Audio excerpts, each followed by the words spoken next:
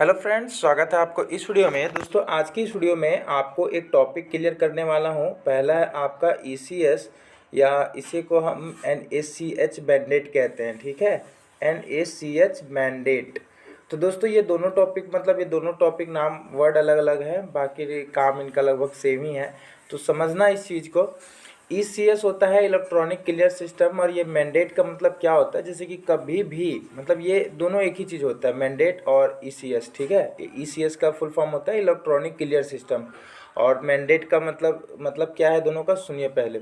दोस्तों मान के चलो आपने 10,000 रुपये का कोई फ़ोन लिया, ठीक है। 10,000 रुपये का फ़ोन लिया और आपके पास पैसे नहीं थे, तो आपने ईसीएस करवाया, यानी कि मैंडेट करवाया, यानी कि फाइनेंस करवाया। आपके जहाँ से भी आपने फ़ोन लिया था वहाँ से फाइनेंसर ने आपका फाइनेंस कर दिया और आपकी एक किस्त बांध दी कि आपका 10 महीने तक 1,000 रुपये जो है वो प्रति माह आपका कटेगा आपके बैंक अकाउंट से।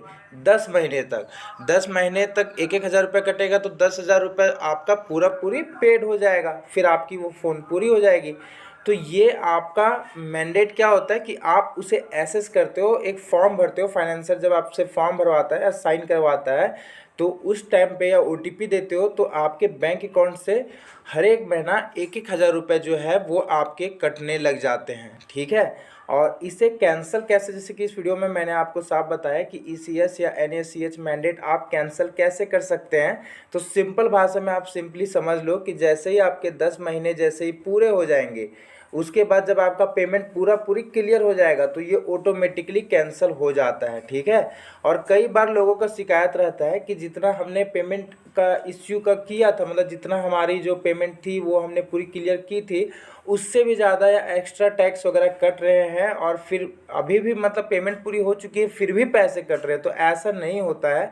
अगर ऐसा आपके साथ हो रहा है तो उस कंडीशन में डायरेक्टली आपको बैंक जाना होगा, और वहाँ से ही आप बैंक ब्रांच से ही आपको पता चलेगा, या आप स्टेटमेंट जब निकालोगे तो उसमें आप पहले स्टेटमेंट में लिखा होता है कि क्यों पैसे कट रहा है, वो रीज़न दिया रहता है थोड़ा सा, तो उस चीज़ को आप समझ लीजिएगा। बाकी इसे कैंसिल दोस्तों, जैसे मान के चलो आपने कोई बाइक ही ली है, 50,000 रुपये की मान के चलो आपने गाड़ी ली है, और हर महीने आपका 2-2 हज़ार रुपये करके हर महीने कटेगा आपके बैंक अकाउंट से। वो आपने मैंडेट करवा दी है, फाइनेंसर से आपने मैंडेट करवा दी है, यानी कि ईसीएस करवा दी है, इलेक्ट्रॉनिक क्लियर सिस्टम, यानी कि हर एक महीना स्मूथली रूप से आपका पैसा आपके बैंक अकाउंट से कटता रहेगा 2-2 हज़ार रुपया। तो ये आपकी किस्त जो है वो 25 महीने में पूरी होगी, ठीक है।